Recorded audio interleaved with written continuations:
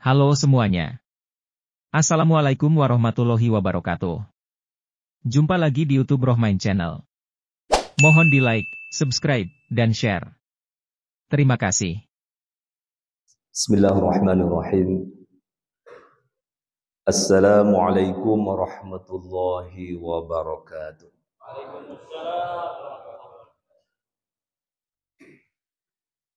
A'udzu billahi minasy syaithanir rajim. Bismillahi ma sya'allah la yasuqul khaira illallah.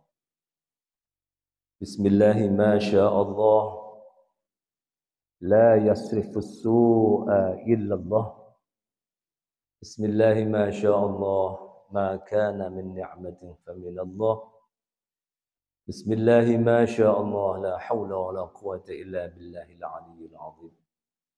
Bismillahi la yadurru ma'asmi syai'un fil ardi wa la bis sama' wa huwas sami'un 'alim.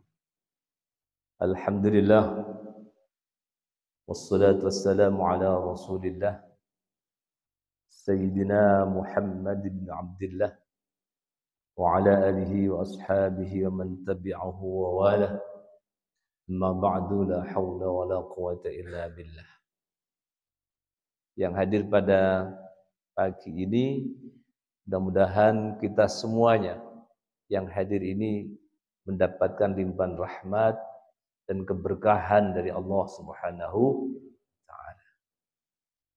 Ya. Mudah-mudahan kita mendapatkan keberkahan itu karena doanya Rasulullah Muhammad sallallahu alaihi wasallam. Apa doa Rasul untuk umatnya? Allahumma barik li ummati fi bukuriha. Itu Nabi ya. Allahumma barik ummati fi bukuriha. Ya Allah, berkahilah umatku di pagi harinya. Jadi memang kita ini mendapatkan doa dari Rasulullah. Doa Rasulullah pasti diijabah oleh Allah. Makanya bapak-bapak yang bangun paling pagi-pagi ini, ya, yang paling pagi, keberkahannya dari Allah Subhanahu wa taala akan melimpah. Mudah-mudahan demikianlah ya. Ya, setuju. Alhamdulillah kita semuanya hadir di tempat yang mulia ini dan mudah-mudahan kita semuanya dirahmati oleh Allah Subhanahu wa taala.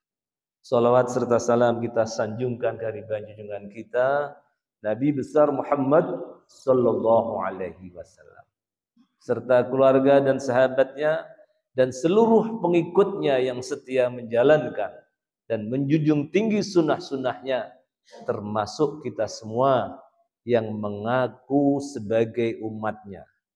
Ini benar-benar diakui sebagai umatnya. Karena apalah artinya kita mengaku sebagai umatnya kalau beliau tidak mengakui bahwa kita umat.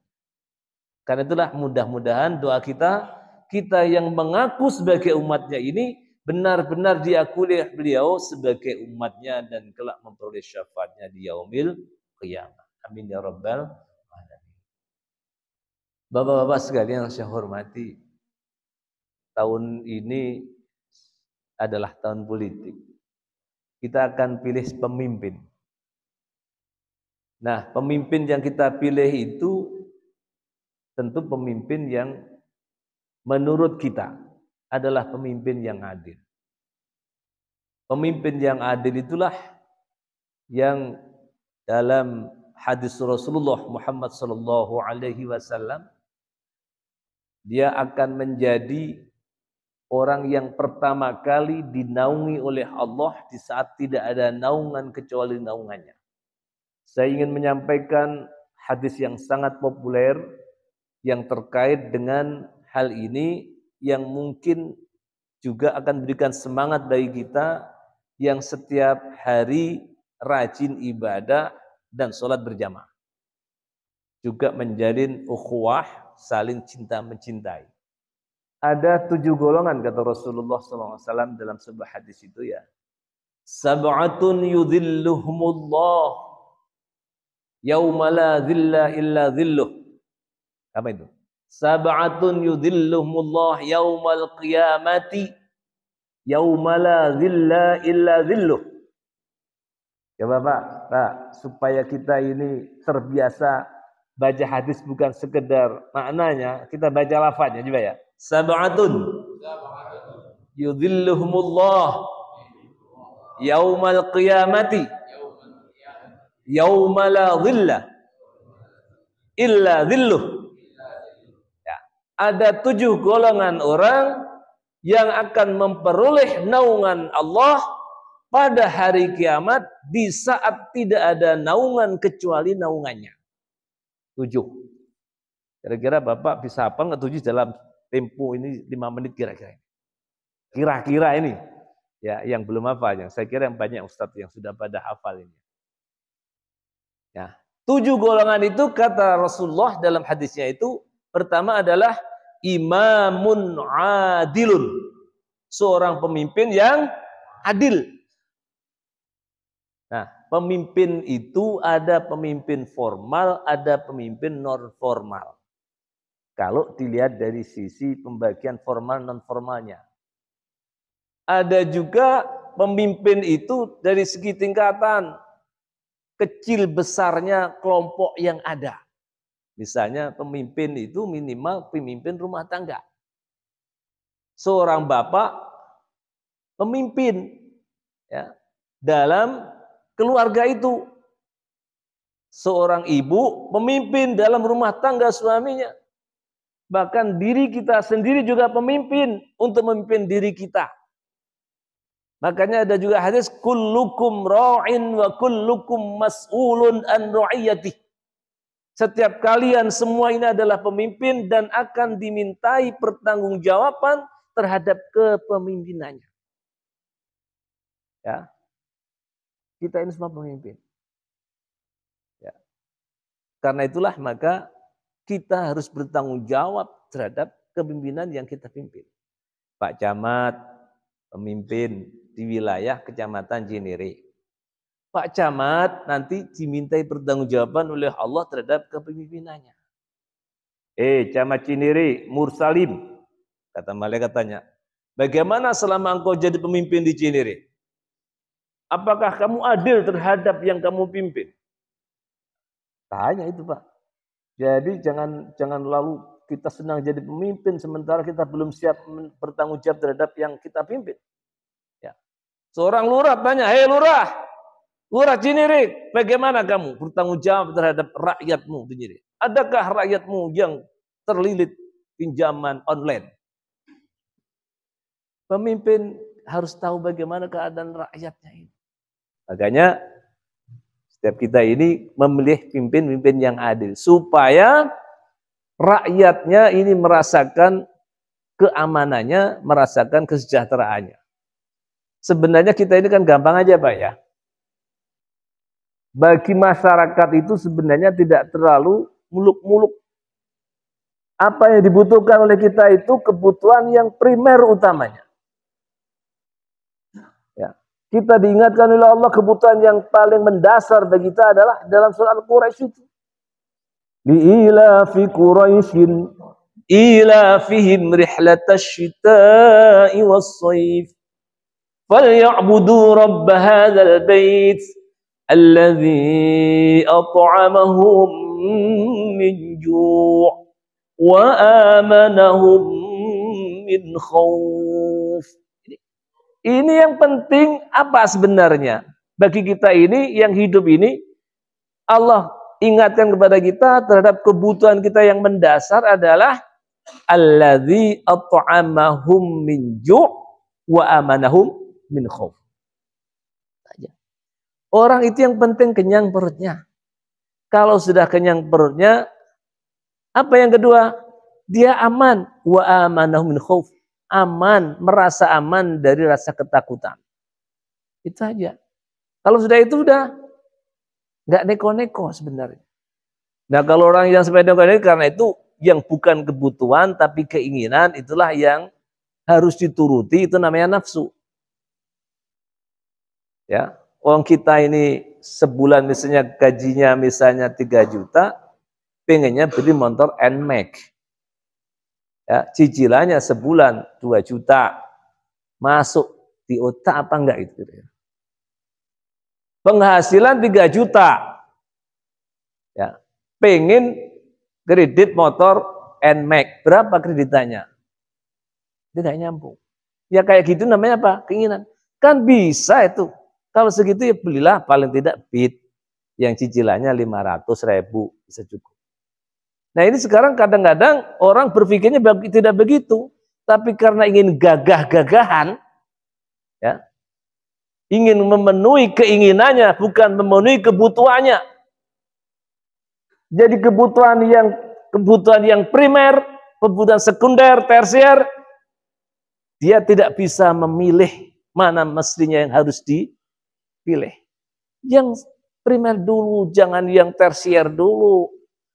Dalam istilah agama, kebutuhan doruri, kebutuhan haji, dan kebutuhan tahsini.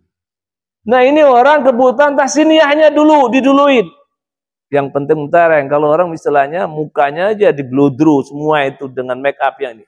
Tapi nggak tahu pantatnya bisulan.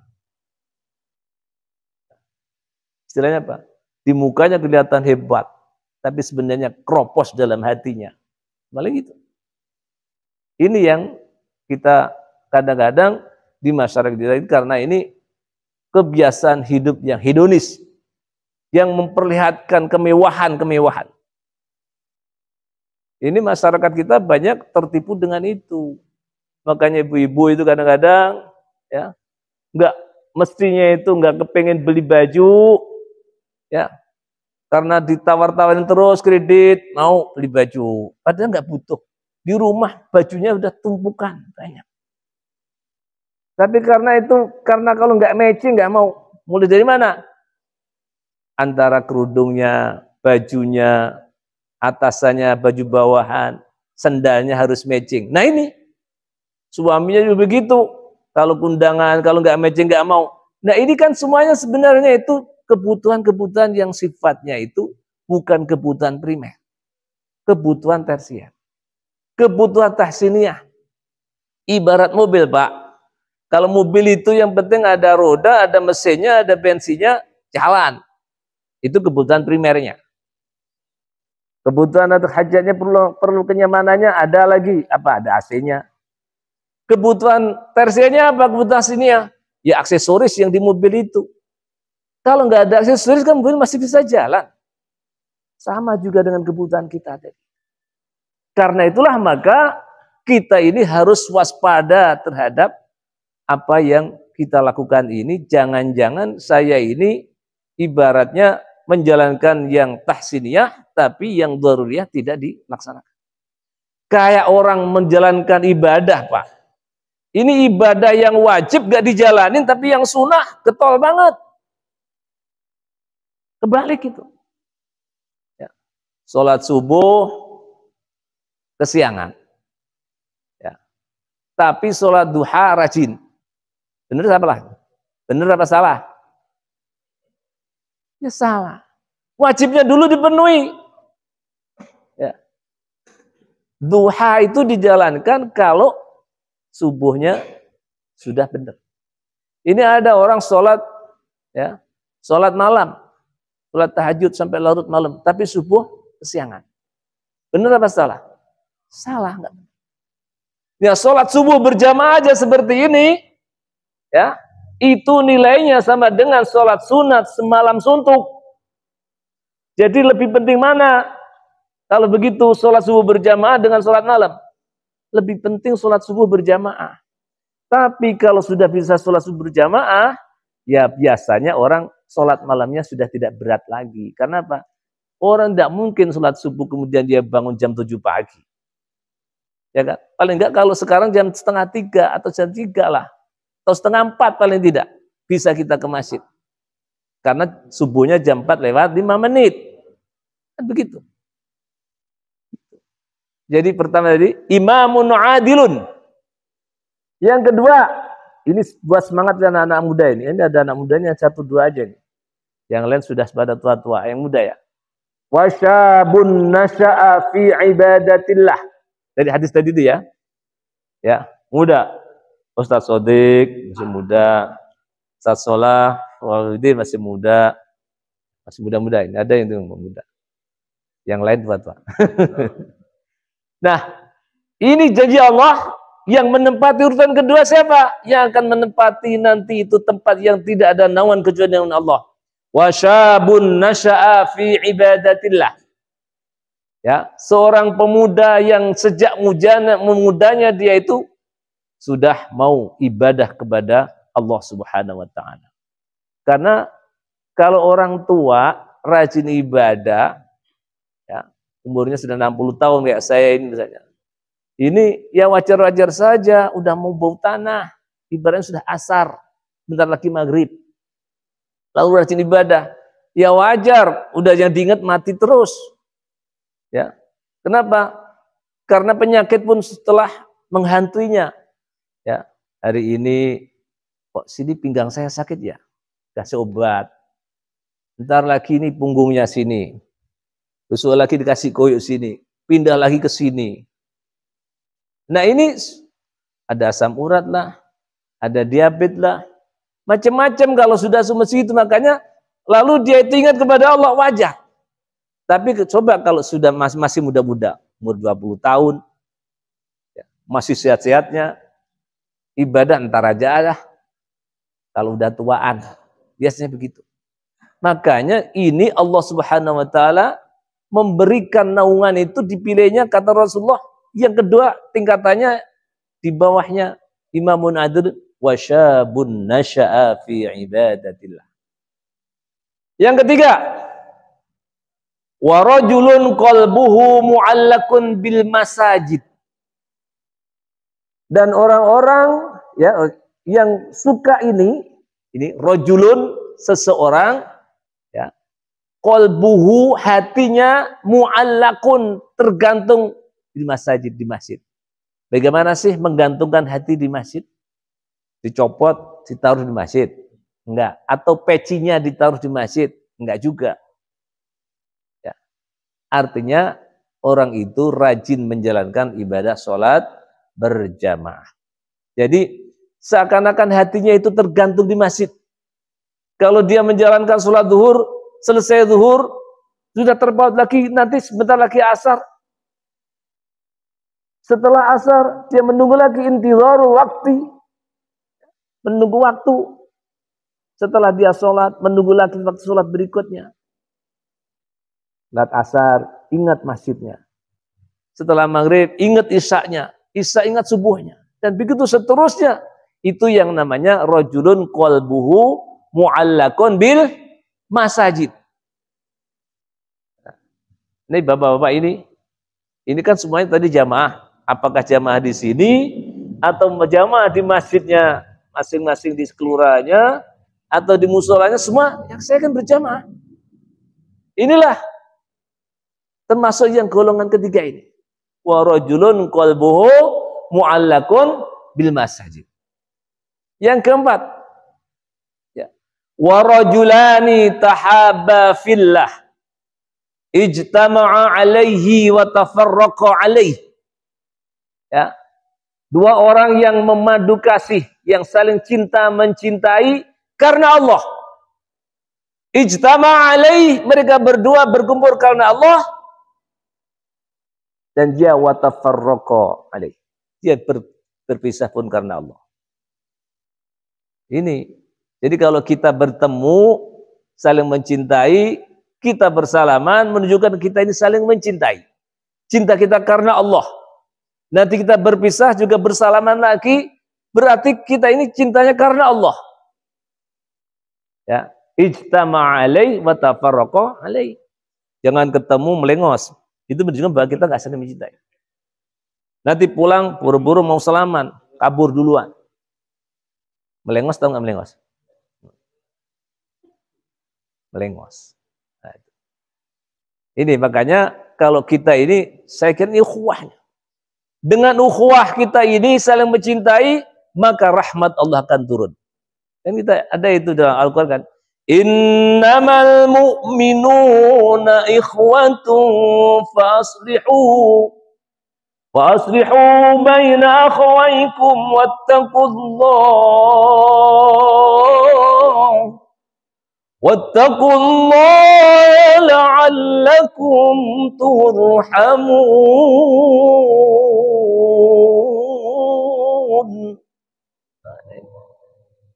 Innamal mu'minuna ikhwah. Sesungguhnya orang mukmin itu saling bersaudara. Nah, kalau dalam tafsir disebutkan ada kata ikhwah itu menurut ilmu nahwu, ilmu sharaf itu. Ikhwah itu punya jamak 2. Itu jadi jamak ya. Kata akhun maksud saya. Kata akhun itu jamaknya ada 2. Yaitu ikhwah dan yang kedua ikhwan. Kalau diartikan ikhwah artinya akhun bermakna saudara kandung. Kalau ikhwan itu persaudaraan karena agama. Bersaudara. Makanya ada ikhwanul muslimin. Kenapa Al-Quran mengandung bahwa orang mukmin itu ikhwah, bukan innamal mu'minuna ikhwan? Ada rahasianya, Pak. Artinya apa? Allah Subhanahu wa taala mengharapkan persaudaraan kita antar sesama muslim mukmin ini menjadi saudara seperti saudara kandung yang memiliki rasa kasih sayang yang kuat. Karena semakin banyak kita ikatan kita ini, persaudaraan ini semakin kuat. Makanya ada istilahnya kita ada berapa ukhuwah itu disebutkan kan. Ada ukhuwah yang pertama, ukhuwah basyariyah. Ini umum itu. Ada ukhuwah wataniyah. Ada ukhuwah Islamiyah. Sama itu. Ukhuwah diniyah itu ukhuwah Islamiyah. Nah, kita ini terikat dengan beberapa ikatan tadi itu. Kita ini saudara kandung, misalnya. Kita ini saudara seagama. Kita ini saudara sebangsa. Kita ini sama-sama manusia. Paling tidak kita ini ada istilah kita ini bersaudara ya, karena ini sama-sama manusia. Ya, bashar. Ada juga yang istilah ya, ukhuwah insaniyah, bukan ukhuwah basyariyah. Karena basyariyah itu fisiknya. Kalau insaniyah itu tergabung dari fisik dan jiwanya. Itu. Maka sebutannya beda. Ukhuwah insaniyah, biasa juga orang menyebut ukhuwah basyariyah. Karena ini sama-sama manusia. Ini ukhuwah. Makanya kita ini innamal mu'minuna ikhwah. Al-Quran menyebutnya begitu karena diharapkan persaudaraan kita sesama mukmin ini seperti saudara kandung. Fa'aslihu baina akhwaikum, maka perbaikilah hubungan persaudaraan. Wattaqullah, bertakwalah kamu kepada Allah la'allakum turhamun, supaya kamu memperoleh rahmat. Yang kelima, wa rajulun da'athu imra'atun dzatu mansibin wa jamalin faqala inni akhafullah. Nah, ini yang berat ini. Ini berat. Makanya ini. Warajulun, dan laki-laki atau seseorang lah. Da'athu, yang mengajak kepadanya. Siapa yang ngajak? Imro'atun, wanita. Dzatu mansibin wa jamalin. Yang memiliki kedudukan dan memiliki kecantikan. Pak, kalau misalnya Bapak yang masih muda-muda ini tentu sama. Bapak pernah muda kan?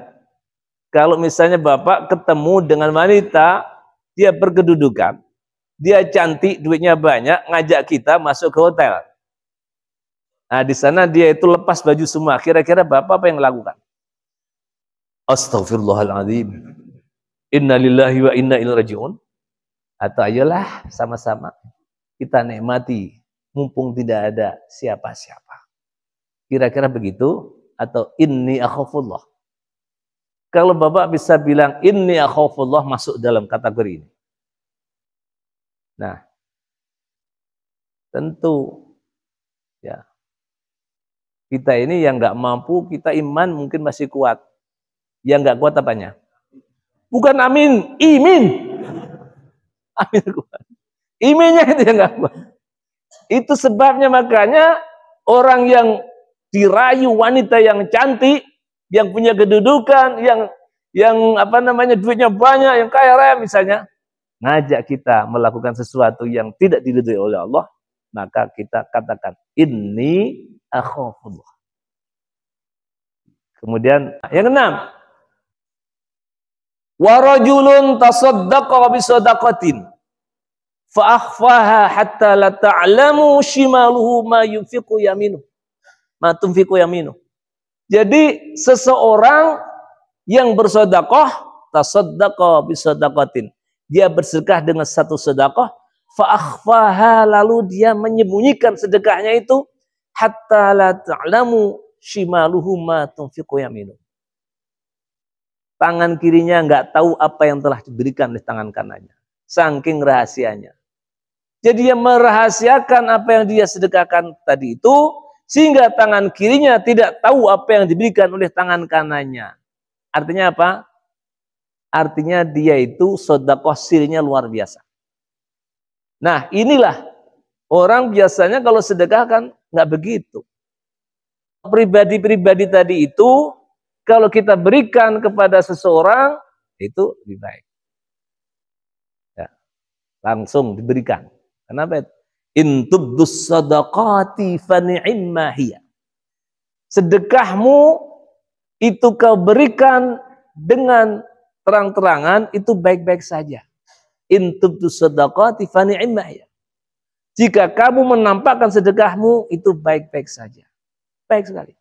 Tapi wa in tukhfuha, jika kamu merahasiakannya, wa tu'tuhal fuqara, dan langsung memberikan kepada orang-orang fakir, fa huwa khairul lakum. Itu lebih baik bagi kamu.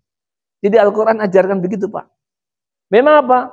Memang tadi itu penyakitnya kalau kita sudah sedekah pengennya orang lain tahu. Yang terakhir apa setelah itu?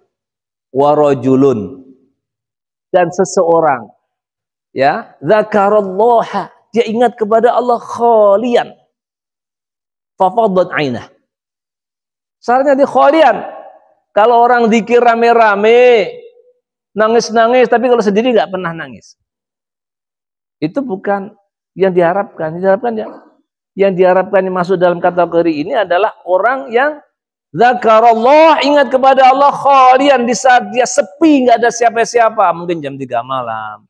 Sendiri, ya, nggak ada orang lain yang melihatnya, dan ini terjauh dari riya, sama dengan sedekah tadi itu, terjauh dari riya kalau dia itu menyampaikannya dengan cara sirri. Nah ini cuma begitu. Lalu fafadat ainahu, matanya meneteskan air matanya. Itu kalau sendiri. Nah inilah 7 golongan orang yang akan mendapatkan naungan pada hari kiamat di saat tidak ada naungan kecuali naungan Allah. Bapak masuk yang mana? Mudah-mudahan 7-7-nya Bapak bisa masuk. Ya. Jadi dari arah mana saja Bapak bisa. Bapak jadi pemimpin yang adil. Bapak jadi muda sudah rajin ibadah. Bapak rajin sholat berjamaah. Bapak saling cinta mencintai dengan sesamanya dengan karena Allah. Berkumpul karena Allah, berpisah karena Allah. Ya. Bapak menghindarkan perbuatan-perbuatan yang tidak diridhoi oleh Allah, perzinahan. Kemudian Bapak sedekah siri tadi. Kemudian Bapak melakukan zikir kepada Allah di saat tidak ada orang lain yang melihat. Nah inilah mudah-mudahan ini menjadi bagian daripada amaliyah yang kita lakukan yang mudah-mudahan diterima oleh Allah Subhanahu wa taala. Allahumma shalli wa sallim wa barik alaih. Bapak sekalian yang saya hormati, demikianlah apa yang bisa saya sampaikan, mudah-mudahan ada nilai manfaatnya buat kita semuanya. Kurang lebihnya saya mohon maaf. Hadanallah wa iyyakum ajma'in. Wallahul muwaffiq ila aqwamit thoriq. Assalamualaikum warahmatullahi wabarakatuh. Demikianlah hasil liputan video ini. Mudah-mudahan bisa bermanfaat untuk semuanya. Terima kasih telah menonton video ini sampai selesai. Mohon di-like, subscribe, dan share. Wassalamualaikum warahmatullahi wabarakatuh.